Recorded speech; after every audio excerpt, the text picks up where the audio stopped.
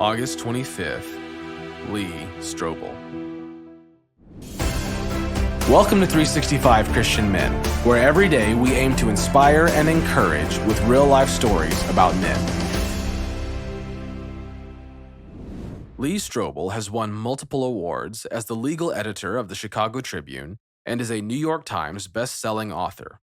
Strobel has authored more than 40 books and curricula that have cumulatively sold more than 14 million copies. Currently, Lee Strobel is the president of the Lee Strobel Center for Evangelism and Applied Apologetics at Colorado Christian University. Those accolades are pretty impressive on their own, but they become astounding when you learn that well into his adulthood, Lee Strobel was a staunch atheist. Atheist, as in the exact opposite of an apologist. He went from being a man who was sure there was no God to a man who is dedicating his life to the message that there is a God. On this date, in 1998, Lee Strobel published The Case for Christ. When life leaves you unfulfilled, dig for truth. Lee Strobel stumbled through the front door. His toddler, Allison, grabbed her toy blocks, scurried to her bedroom, and shut the door. Lee shook off her cold shoulder reception. He tried to forget the times he had yelled, kicked holes in a wall, and made Allison and her mother, his wife, Leslie, cry. An atheist, he had chosen to focus on sensual pleasure. If there were no eternal consequences, then you grabbed all the pleasure you could. But chasing happiness with alcohol had left him unfulfilled, profane, and angry. That night, Leslie had big news. She confessed to him that she had become a Christian.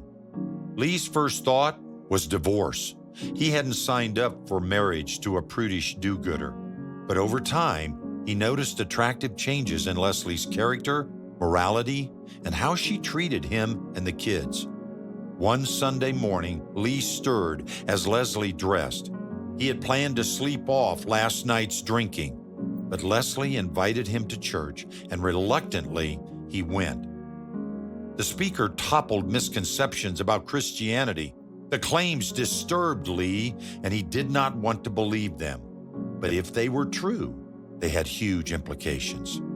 At its core, Christianity relied on one event, the resurrection of Jesus of Nazareth. If it wasn't true, Christianity was false.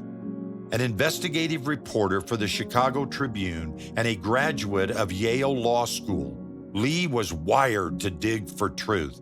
So he set out to disprove what he believed to be the Christian myth. For 2 years, Lee chased the evidence. He studied the claims of a dozen experts and authorities with degrees from places like Cambridge and Princeton, including atheists, Jewish scholars, historians, and psychologists. None of these noted experts could disprove the resurrection. One Sunday afternoon, he shut himself in the bedroom with a yellow legal pad. On it, he dumped a summary of everything he had learned, page after page, an avalanche of evidence. It all pointed to one place.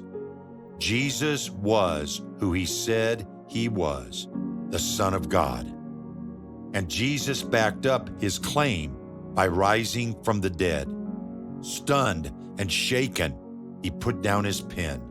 At this pinnacle moment, Lee Strobel realized that it would take more faith to maintain his atheism than to become a Christian.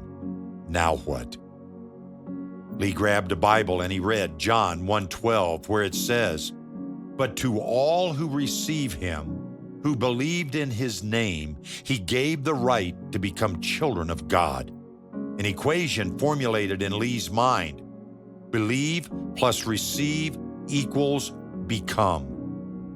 Lee knelt beside the bed and he poured out a lifetime of shame for his alcoholic-driven, profane, angry, and abusive life.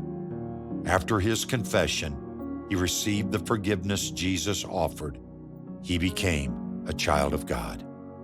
Leslie was in the kitchen, and he went in and he told her what happened. She cried. She threw her arms around him. She had told her friends that Lee was a hard-headed, hard-hearted, legal editor who would never bend his knee to Jesus. But one of them had read Ezekiel 36:26 to her, where it says, "And I will give you a new heart, and a new spirit I will put within you, and I will remove the heart of stone from your flesh." For years, Leslie asked God to take her husband's stony heart and replace it with a new one. Now God had done it. Over time, Lee quit being angry, disrespectful, and narcissistic. About 6 months later, Allison, now 5 years old, told Leslie and her Sunday school teacher, "I want God to do for me what he is doing for my daddy." Lee and Allison became best friends. Lee had taken his family on a road to destruction, but when he dug for truth, God rescued them. Does your belief system lead you and your loved ones toward destruction or toward restoration? When life leaves you unfulfilled, dig for truth. Joe Hamrick here, an aerospace engineer from Colorado. We just heard the story of Lee Strobel, an angry, abusive, alcoholic atheist who morphed into one of the most acclaimed and renowned apologists of our time. Today, he is a beloved Christian pastor, teacher, and speaker. 3 things I learned from Lee Strobel's story, and the first 2 are for Christians. First, never give up on irreligious or godless people. In our mostly secular world, we meet people from all walks of life that don't know Jesus. Befriend them, ask them their story, build a relationship, and share your faith with them. Then pray and be patient. Never give up on them, because I've seen it over and over again that God can indeed change hearts. Second, the way you live your Christian life and model it to others can make a tremendous impact on people, and it has a ripple effect for God's kingdom. It all started when the stone was dropped by a kind and loving neighbor who befriended Lee's wife, Leslie, and took her to church, and she eventually became a believer.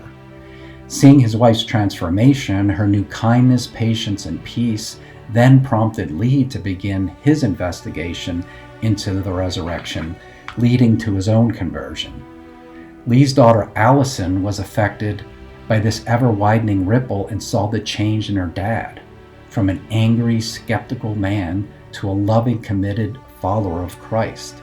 And this made a strong impact on her, and later she became a believer in Jesus, and now is a Christian novelist and speaker. So here's the key. One small stone of Christian love dropped into the lake of your life can start a ripple that will spread and be distributed over a large area, affecting one eternal soul after another. Be a model and imitation of Jesus to all those you meet today. And third, if you're not a believer, that's fine, and we are overjoyed that you're listening to these stories.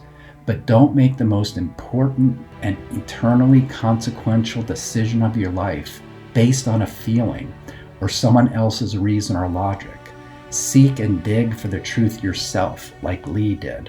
Look at the evidence, the archaeology, the prophecies, and the miracles in the Bible. Pray and keep digging. Rather than an emotional or mystical experience, Lee's conversion was based on research, interviews, and evidence. So my challenge for you today, men, continue to pray and don't give up on those who don't know Jesus. Be the stone that starts a new ripple today in your sphere of influence. And if you don't know Jesus and his resurrection, keep digging for the truth. Keep seeking him for answers. You will eventually find them. May God bless your day.